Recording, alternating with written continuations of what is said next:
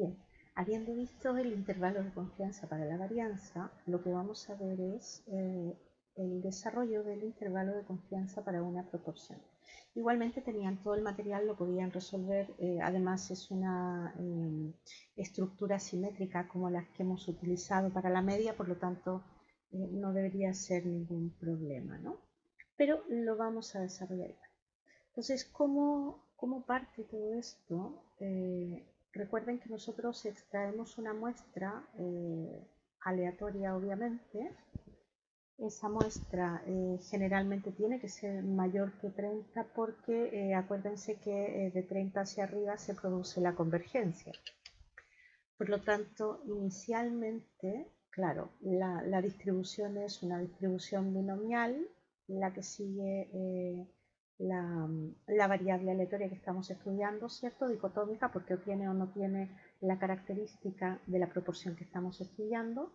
Y al ser una distribución binomial, en la medida que el n va aumentando sobre 30, ya converge a una normal. Entonces, como esto es un promedio, dividiremos por n. Por lo tanto, eso le afecta tanto a la esperanza como a la varianza. Originalmente recuerden que en una binomial la esperanza era n por p, luego ahora si dividimos por n la esperanza de la proporción va a quedar p. ¿Sí? Ahora, ¿por qué dividimos por n? Porque la proporción era el número de éxitos dividido por el total de casos, que es una proporción, una probabilidad. ¿Sí? Bien.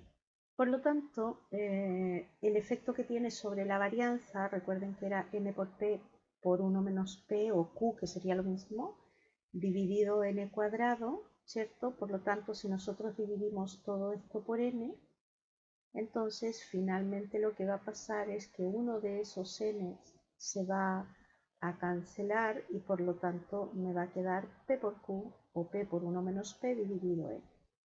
¿De acuerdo? Entonces esas son las consecuencias directas de trabajar con una proporción cuando venimos desde una binomial.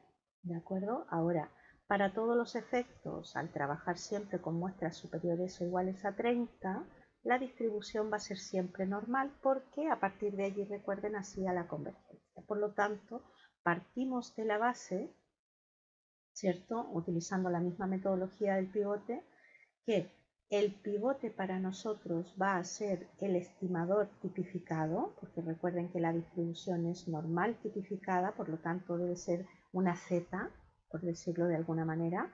Eso significa que tendremos al estimador, al que le restamos la media y dividimos por su desviación típica, ¿no? Que es como nos quedaría la distribución de la proporción, porque ya hemos dado la esperanza y ya hemos dado la varianza, ¿de acuerdo?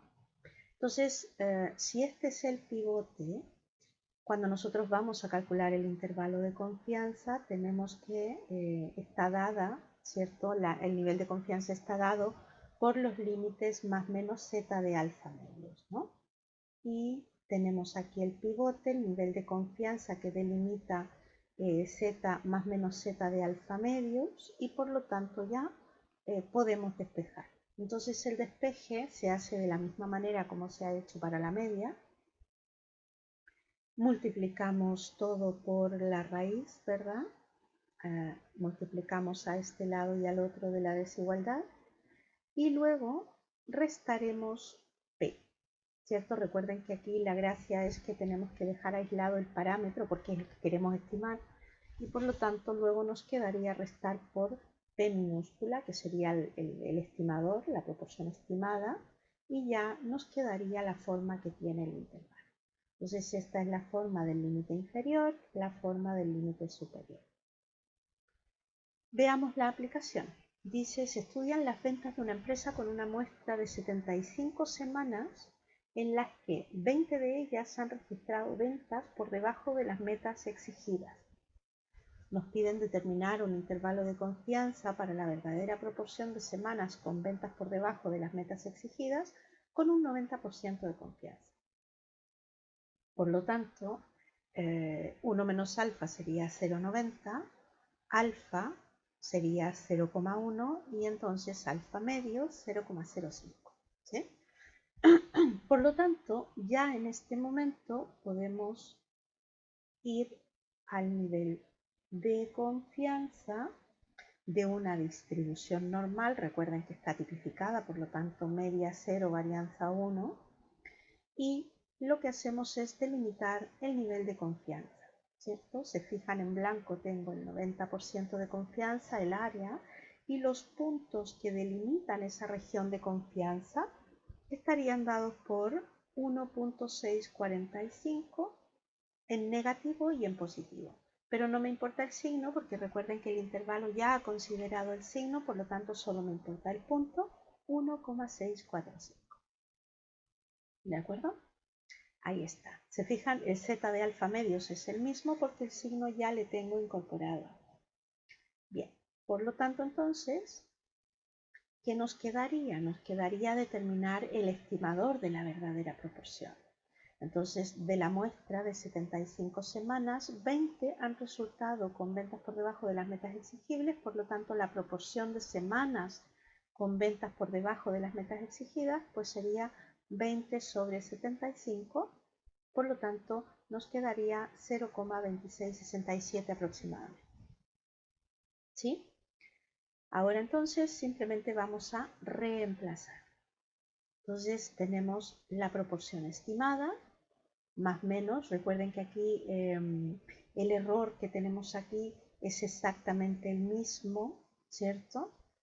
No necesitamos estarlo repitiendo, por eso lo describimos de esa manera. Un segundo que lo vamos a dejar inmediatamente claro. Entonces, lo que digo es, este error, el que restamos y sumamos,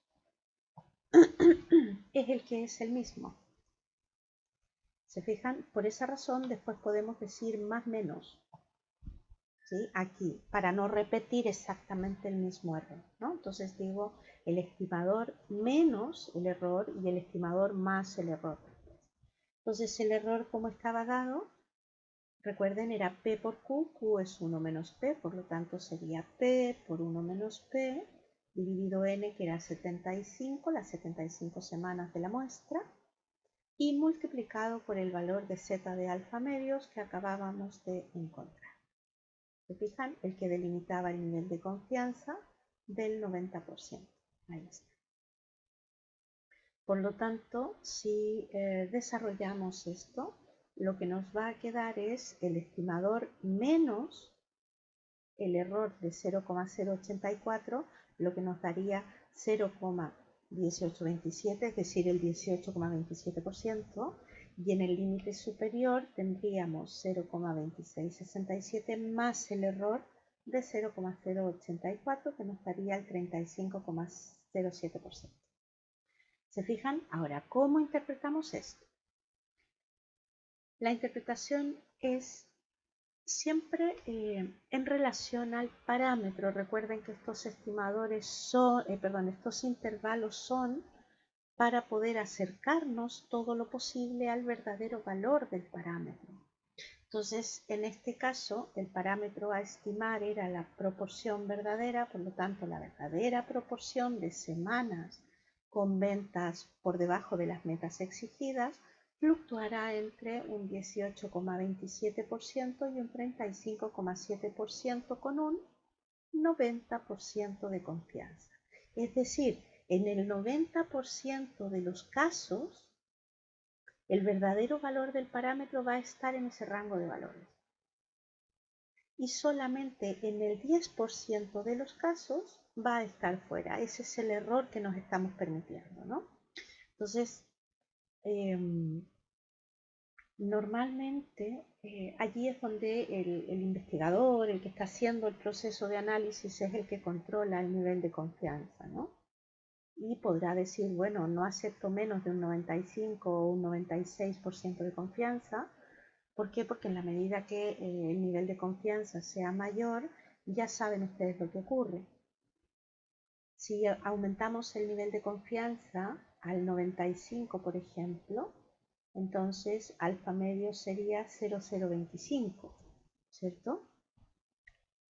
y por lo tanto los puntos críticos que delimitan la región van a ser mayores. ¿Se fijan? Entonces, ¿qué es lo que ha pasado? Aumenta el nivel de confianza y por lo tanto disminuye el error.